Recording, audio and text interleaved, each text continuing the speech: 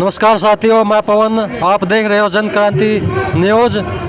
हम करनाल में पहुंचे हुए हैं। यहाँ पर किसानों का धरना चला हुआ है। क्या किसानों की क्या मांग है सभी को पता है, लेकिन सरकार किसानों की मांगों को न सुनकर किसानों पर अत्याचार कर रही है और उनकी मांगों को अनसुना कर रही है। किसानों की समर्थन में मजदूरों की यूनियनें भी पूरी तरह समर्थन में है और यहाँ पर करनाल के जो जिला सचिव हैं उनसे हम बातचीत करेंगे कि CI2 भी जो मजदूरों की यूनियन है वो लगातार किसान आंदोलन का समर्थन कर रही है और जो 27 सितंबर को भारत बंद की कॉल है संयुक्त किसान मोर्चा की, उसमें भी CI2 बढ़ चढ़ कर भाग लेगी।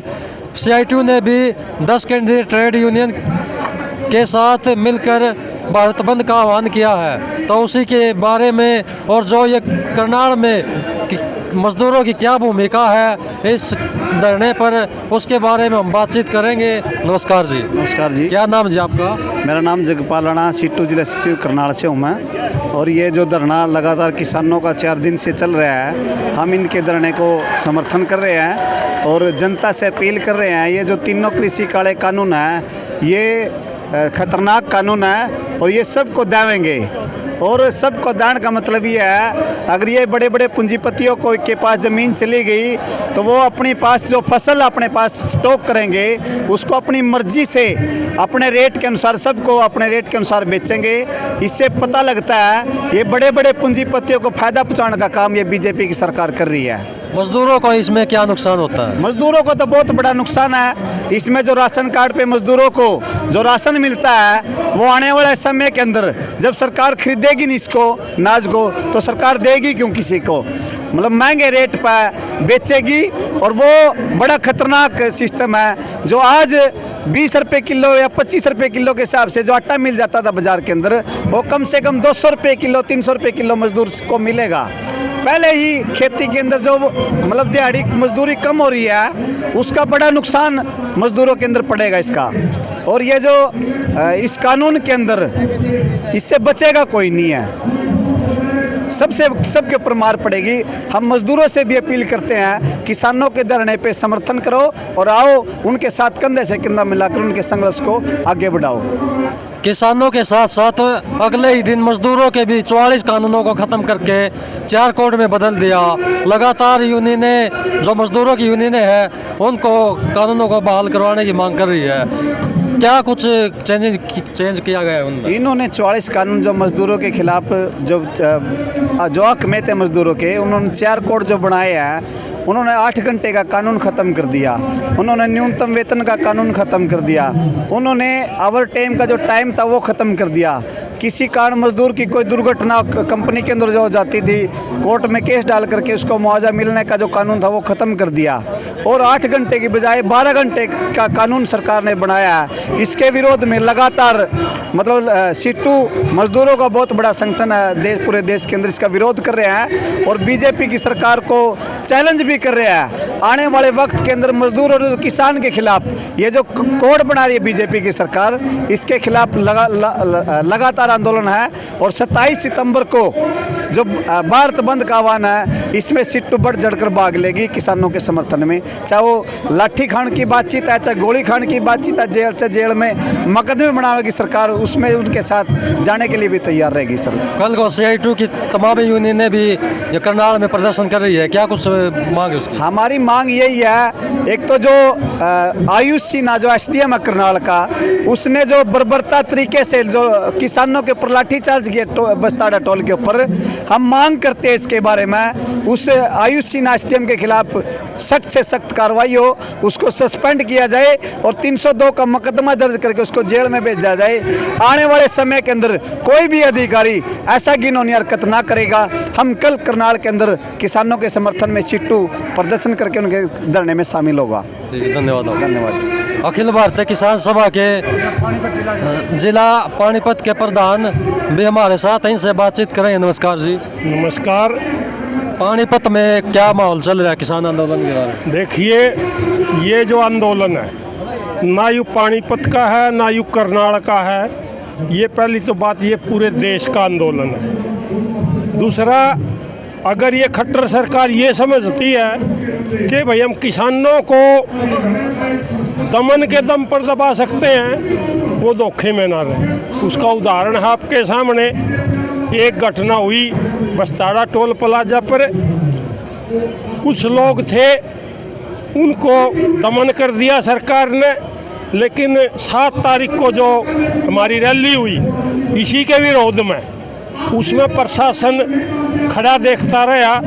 और आज हालत क्या है कि खट्टर की होम नगरी कहेंगे अब तो, जब मुख्यमंत्री यहाँ से नुमाइंदा कर रहा है, तो आज मुख्यमंत्री का ऐसा लगता है बोला अपने गम्मा में निकाह करें, बोला गद्दड़ की मौत आ, बोला गाम का नहीं बैठ जा करें। तो ये खट्टर की मौत आएगी इसने, या शीत तो थी हमारी मोदी का नहीं, क्योंकि लड़ाई हमारी मोदी गेल थी, सीध ये कानून उसने बनाया था, अपना कान करवा ली, अपने कान कुछ हिस्सा करा है। ये मत समझे मुख्यमंत्री की तो चाल ये थी भाई अपने कान सीध करा के इस आंदोलन दिल्ली तय और करनाल लिया।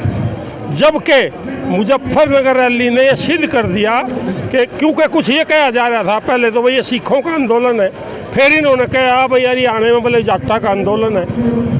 हम जो भी सरकार बात करती है, इनकी बातों को झूठा साबित करने के लिए हमने ये रैली करी थी मुजफ्फरनगर की, ताकि ये दिखा दें कि भाई ना तो है हिंदू की लड़ाई, ना मुस्लिम की लड़ाई, ना सिख की लड़ाई, या किसान और मजदूर की लड़ाई है। ये मुजफ्फरनगर की रैली ने सिद्ध कर दिया। दूसरी लड़ाई, अब यहाँ ये कहा जा रहा था भाई ये तो सिखों की लड़ाई है। आज आप देख सकते हैं यहाँ पर कितने गैर सिख लोग हैं। पानीपत जिला लगातार, हमारा यहाँ पर लंगर भी चल रहा है, लगातार जितने भी संगठन है, हमारा संगठन तो है ही है, जितने संगठन है किसानों के, मजदूरों के, हम लगातार 10 से 15 गाड़ियाँ हमारी रोज़ किसानों के समर्थन में उनकी सेवा के लिए आ रहे हैं। और एक बात मैं आपके चैनल के माध्यम से स्पष्ट कर देना चाहता हूँ इस प्रशासन को, भाई ये प्रशासन ये नहीं समझ ले कि यूँ किसान अब पिट कर अपने घर चला जाएगा। जितना दमन करेगी सरकार उतना ज़्यादा निखरेगा ये आंदोलन, और उतना ही ज़्यादा एकता हमारी बढ़ेगी। सबसे बड़ा उदाहरण मुजफ्फरनगर की रैली है, हमारी एकता बढ़ेगी। और ये बस्ताड़ा दमन मारा करया, हमारी एकता बढ़ेगी। और साथ ही देख लो हालत के है। तो मैं तो सिर्फ एक ही बात कहना चाहता हूँ, अगर यहाँ कोई IB का आदमी, कोई CID का आदमी, कोई सरकार का आदमी अगर कोई सुनना चाह रहा है आपके चैनल के माध्यम से भी, मैं तो यही अपील करना चाहता हूँ भाई प्रशासन इस मामले में बलि का बकरा ना बने। अभी भी साहब ये कह रहा था, हमने तो हंसी आती है इनके दिमाग पर, यूँ अपने बब्बर शेर कब है, न्यू कब है, बोला कार्रवाई क्यों करा SDM के खिलाफ, बोला पहली इंक्वायरी करेंगे। यूँ बब्बर शेर जिस जिले में जाओ है, किसी भी कर्मचारी ने माड़ी ही भी लापरवाही पाए उन्हें सस्पेंड पहले ही करा, कार्रवाई तो बाद में हो। तो आयुष सिन्हा पे ये कार्रवाई क्यों नहीं भाई? जब एक गलती कर, उसका तो सबूत भी पकड़ा गया है, सबूत पकड़ा गया। वो नेट पे ये बोलने लग रहा है कि भाई या मैंने लाइन खींच दी, और जुन सा इसने पार करा सिर फुट्टा होना चाहिए, टांग टूटी होनी चाहिए, बाँह टूटी होनी चाहिए। इससे बड़ा क्या सबूत मांगेगा? और फिर हम ये कहें भाई इंक्वायरी कराए प्रशासन, लेकिन इंक्वायरी से पहले जब आप एक कर्मचारी को, आम कर्मचारी को आप सस्पेंड कर सकते हैं, तो आयुष सिन्हा के लिए विशेष छूट क्यों? उसको सस्पेंड प्रमोशन कर दी, छोड़ दिया, प्रमोशन कर दी उसको प्रमोशन और कर दी, मुख्यमंत्री के दफ्तर में बिठा दिया आयुष सिन्हा। मतलब इसका तो मतलब ये तो अंग्रेजों से भी बुरी सरकार होगी कि भाई लोग आके सिर फोड़ दो और जाके मुख्यमंत्री के दफ्तर में बैठ दो। तो हम ये बात बिल्कुल स्पष्ट कर देना चाहते हैं विज साहब से कि उसको पहले से, हमने तो इससे ज़्यादा और हमारे से क्या झुकाना चाहेगा वो, हम तो उसके खिलाफ 302 का मुकदमा दर्ज करवाना चाहते हैं। लेकिन हमने फिर भी ये कह दिया मिनिमम कार्रवाई तो कर दो उसके खिलाफ, आप उसको एक बार सस्पेंड तो कर दो। लेकिन DC भी परसों कह रहा था, मैं चैनल पर सुन रहा था, और मुख्यमंत्री भी कह रहा, कल विज भी कह रहा कि भाई इंक्वायरी कर फिर होगा। इंक्वायरी कौन करेगा? इंक्वायरी तो आपने करनी, घर की भाई बोला दादा लिखनी है, इंक्वायरी में तो आपने बेरा है कि आवेगा। तो हम मंच के माध्यम से बात स्पष्ट कर देना चाहते हैं कि उसको सस्पेंड किया जाए और इंडिपेंडेंट एजेंसी से इसकी इंक्वायरी कराई जाए, और उसमें किसानों का प्रतिनिधि शामिल हो जो इंक्वायरी कमेटी है। इससे या- नीचे हम मानेंगे नहीं। यहाँ सिक्योरिटी लगा रखी है, फोर्स बुलवा रखी है, 40 टुकड़ी। किसानों की मांग है लगभग 45 लाख रुपए की मांग है, जो घायल है या शहीद हुआ है। लेकिन उनको ये पेमेंट देने की बजाय 45 करोड़ से ज़्यादा खर्चा तो अभी तक आ लिया। बिल्कुल सही बात है, मैं आपकी बात से सहमत हूँ। भाई हमने क्या मांगा था, भाई एक परिवार उजड़ गया, उसको 25 लाख रुपये दे दे और उसके बालक ने नौकरी दे दे, जो घायल हो रहे हैं तो 2 लाख रुपये दे दे। बिल्कुल सही बात है आपकी। इतनी सिक्योरिटी लगा रखी, और ये सिक्योरिटी भी कैसे लगा रखी, ये भी हमारे भाई, हम भी भाई, लड़ाई बाज जाए, लठ बाज जाए, गोली चल रहा है, आंसू गैस के गोले छुट्टा है, क्या तो हम मरेंगे चाहिए फुटेंगे। कल एक वीडियो आ रही थी, जवान एक और वीडियो किसान आ रही थी कल, वो लड़ाई करी जा रही है। जवान था, उसका पिता यहाँ धरने में बैठे हुआ है, किसान है, जवान तो दूसरी तरफ। हाँ जी, देख कर वो दोनों बाप बेटा इमोशनल हो गए थे। बिल्कुल। और लेकिन सरकार अपने आराम से बैठी हुई है। इससे बड़ा अन्याय देश में क्या होगा भाई। एक बेटा तो लठ मारने तैयार खड़ा और एक बाबू लठ खाने तैयार खड़ा।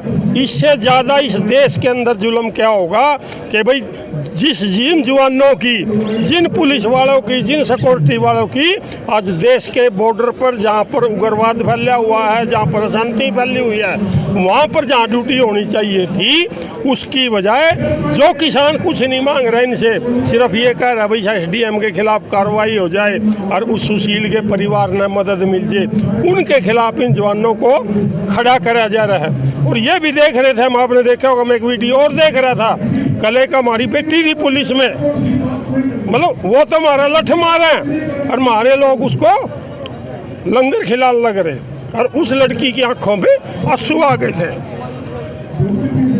मतलब क्या होगा इससे बड़ा अन्याय। फिर वो लड़की यूँ कह रही भाई मना लठ मारे, अरे मैं खाना खा रही था ना। तो हम ये कहते हैं चैनल के माध्यम से भाई इस सरकार को सद्बुद्धि आ जाए। भाई इन किसानों की मोदी की लड़ाई है। खट्टर साहब, आप इन जो आप कह रहे हो ना कि भाई हम इसका मुंह रेन कर देंगे, मुंह नहीं होगा, ये आंदोलन मजबूत होगा। हम फिर कह रहे हैं, हम लगातार शांतिपूर्वक आंदोलन कर रहे हैं और हमारी मांगे पूरी कर दो। हम करनाल में से उठ के चले जाएंगे। और जहाँ तक ये बात है, सरकार जो अपनी नीति स्पष्ट कर देना चाहती है कि भाई जुकर एक बार कोशिश करी गई थी कुंडली बॉर्डर पर, भले ही न तो व्यापार ठप कर दिया और रास्ते रोक दिए। यही हालात ये मुख्यमंत्री करनाल में करना चाहता है, जबकि हमारी ये स्पष्ट है कि भाई ना तो हम सेक्रेटेरिएट में आने वाले रोकेंगे, लोकतांत्रिक तरीके से हमारी लड़ाई है, ना ही चाहे माल हैं चाहे दुकानें हैं, ना हमारी इनसे लड़ाई है। ये व्यापारी भाइयों से भी हमारी अपील है, भाई आप भी हमारे भाई हो, आप अपने प्रतिष्ठान खोल लो, आप अपना व्यापार करो। हमारी लड़ाई सिर्फ सरकार के साथ है, आप हमारे भाई हो, ना हमारी किसी सिक्योरिटी वाले से लड़ाई है, ना हमारी प्रशासन से लड़ाई है। हम मानते हैं डीसी साहब मजबूर है, चाहते हुए भी कुछ नहीं कर पा रहे, लेकिन मैं इतना तो ज़रूर अनुरोध करना चाहता हूँ कि भाई CID के माध्यम से ये रिपोर्ट तो सरकार भेज ही सकती है, डीसी साहब भेज सकते हैं कि जी इनकी मांग जायज़ है, आप इनकी समस्याओं का हल करें। तो मैं एक बार फिर आपने चैनल के माध्यम से जो मेरी बात रखवाई उसका मैं आपका धन्यवाद करना चाहता हूँ, और एक बार फिर ये स्पष्ट कर देना चाहता हूँ कि यह आंदोलन हमारा शांतिपूर्वक है, शांतिपूर्वक रहेगा और हम जीत के जाएंगे।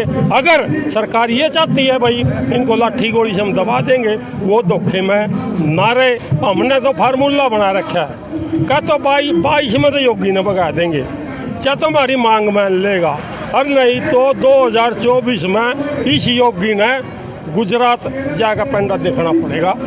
हम तो यह मांग करना चाहते हैं। किसानों का साफ तौर पर कहना है कि जब तक मांगों का समाधान नहीं होता, ये करनाल का धरना जारी रहेगा।